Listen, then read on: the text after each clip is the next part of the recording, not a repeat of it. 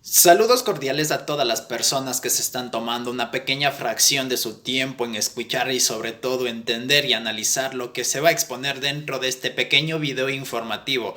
El objetivo del mismo es abarcar de manera genérica lo que tiene que ver con respecto a la narración, habilidad que ha sido totalmente indispensable en el desarrollo de la especie humana desde que empezó sus actitudes comunicativas.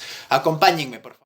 Como primer punto me parece necesario partir desde un concepto que nos induzca a lo que quiere decir narración. La misma puede ser entendida como una sucesión secuencial de eventos o acciones que son desarrollados por determinados personajes en un lugar determinado, esto en una cantidad de tiempo determinada. Esto es narrado por una persona en su propio estilo y sobre todo tiene que ser narrado de manera ordenada y específica. Entonces hay que recalcar que la narración es uno de los usos más antiguos del lenguaje comunicativo. Esto se remonta prácticamente a los inicios de la especie humana.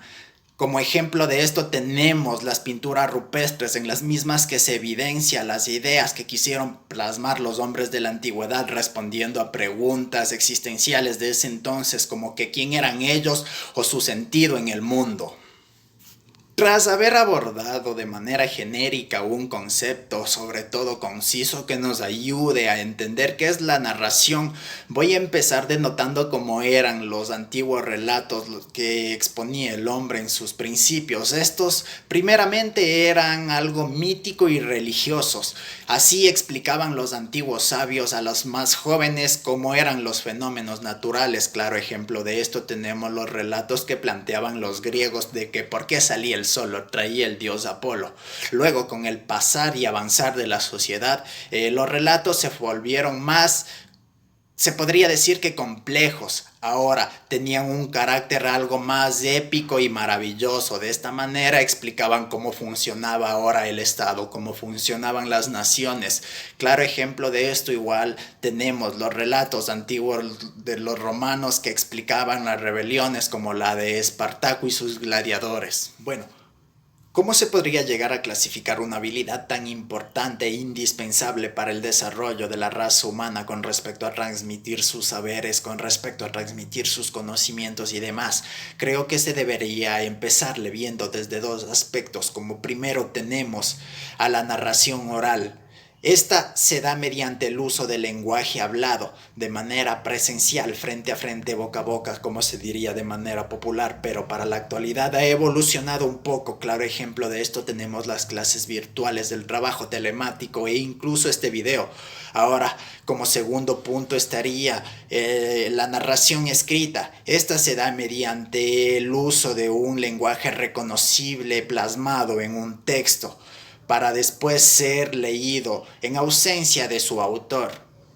La narración escrita tiende a ser un poco más formal, un poco más compleja, por lo que desprende cierta subclasificación. Como primer punto está la narración judicial, es toda aquella que se desarrolla dentro de un contexto jurídico o judicial. Como ejemplo de esto tenemos las declaraciones juramentadas que se brindan dentro de un proceso o prácticamente los hechos que defienden o redacta cada abogado litigante para fundamentar la pretensión o la verdad que él defiende dentro del proceso. Como segundo punto está la narración periodística. Es la que se da en los boletines de prensa, en los medios de comunicación. Esta tiene cierto sentido atractivo, cierto estilo que llama la atención del lector, pero no tiene fines estilísticos ni tiene fines de entretenimiento, sino netamente de información. Como tercer punto tenemos a la narración literaria. Esta sí busca llamar netamente la atención del lector. Esta sí tiene fines de entretenimiento, fines estéticos. Claro ejemplo de esta tenemos las obras de Stephen King o de Julio Verne. Una vez abordado un concepto que nos permita entender qué es la narración y la clasificación que se desprende de la misma, es necesario empezar denotando los elementos que caracterizan a esta narración. Como primero tenemos al narrador, que es la voz que desarrolla todo el relato, la historia, la persona que redacta esto. Como segundo punto tenemos el lugar, que prácticamente es el espacio donde se desarrolla el relato. Como tercero tenemos a los personajes, que son las personas quienes intervienen en el relato, que son quienes están en el centro del mismo, inmiscuidos en el desarrollo de este. Dentro de estos personajes es necesario hacer una subclasificación, ya que primero tenemos a los protagonistas. Es el personaje central de la historia. Tenemos al antagonista, el que prácticamente se va a oponer al protagonista. Y como por último tenemos a los acompañantes, que son los personajes que complementan de a poco el relato. Esto hay que tomarle de manera genérica y jerárquica. ¿Por qué? Porque tenemos como primero a los personajes principales y como segundo personajes secundarios. Como cuarto punto está el tiempo, que es prácticamente toda la cantidad de tiempo de duración que tiene el relato, así como el tiempo de duración que existe de relato a relato. Ahora, como por último tenemos la trama. Es prácticamente todo el cuerpo que tiene, todo el contexto en el que se envuelve este relato. Una vez denotados los puntos que caracterizan a la narración, debemos establecer, se podría decir que una estructura general para la misma. Como primer punto tenemos el inicio o la presentación. Es un punto de comienzo del relato en el que se presentan los personajes, en el que se detalla la situación que se va a dar y el comienzo de la trama. Como segundo punto tenemos el medio o complicación.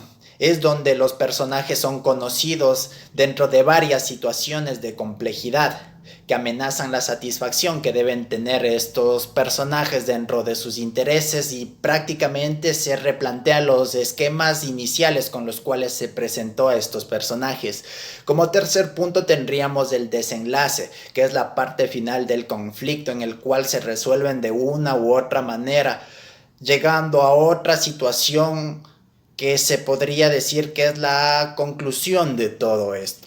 Ahora, si entramos en el contexto de una narración un poco más compleja, un poco más convincente, como llegaría a ser la narración que requiere una buena argumentación jurídica, me voy a permitir leer una estructura que es planteada dentro de esta obra. Obra que es escrita por Juan Antonio Uretra Guerra, dentro de la cual contamos con los siguientes pasos o estructura para una narración. Número 1. Situación inicial que presenta un espacio y tiempo determinados, los personajes y los antecedentes de los que surge la acción. Número 2. Nudo o complicación que consiste en una progresión ascendente de incidentes y episodios que complican la acción y mantienen la intriga del relato. Número 3. Desenlace, que introduce el cambio de situación y resolución del conflicto. Número 4. La situación final, que muestra el nuevo estado que resulta de las acciones sucedidas. Número 5. Las reacciones o evaluación, en que los sucesos pueden ser evaluados por el narrador o por otros personajes. Como podemos notar, a diferencia de la primera estructura que expuse, esta es un poco más compleja, resulta más convincente, por lo que empieza a exponer, incluso da una evaluación final. Una vez abordada de manera genérica qué es la narración, me queda establecer ciertas conclusiones que son nada más que ideas desde mi punto de vista que podrían llegar a mejorar la narración. ¿Por qué? Porque dentro del ámbito del derecho, especialmente en la parte práctica, el narrar, el establecer hechos de manera concreta y concisa es vital para la pretensión que se esté buscando, para la idea o la verdad que se esté defendiendo, para lo cual creo que es necesario establecer un esquema fuerte, un esquema conciso antes de tener una narración. Así va a demostrar que estamos en el contexto del hecho, que podemos manejar todo eso, que sabemos. Entonces, a eso hay que complementar habilidades de oratoria, sobre todo, como decían los antiguos griegos, el arte de embellecer lo que decimos, como la retórica. Otro punto de vista desde mi criterio es, sobre todo, tener cierta convicción en todo lo que decimos, establecer ciertos estilos dependiendo del auditorio al que vayamos a exponer o narrar este relato. Este deberá fluir en ellos, aunque debemos entender que el ser humano de por sí tiene una habilidad innata, porque desde pequeños estamos acostumbrados a ir escuchando relatos, a analizar y juzgar los mismos. Entonces, deberíamos aplicar este conocimiento que tenemos de toda una vida para ir mejorando el estilo que tenemos del momento de narrar. Muchas gracias, les agradezco por todo este tiempo que han prestado a mi video.